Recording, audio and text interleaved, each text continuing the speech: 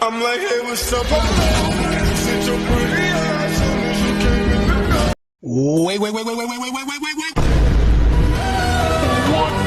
hell?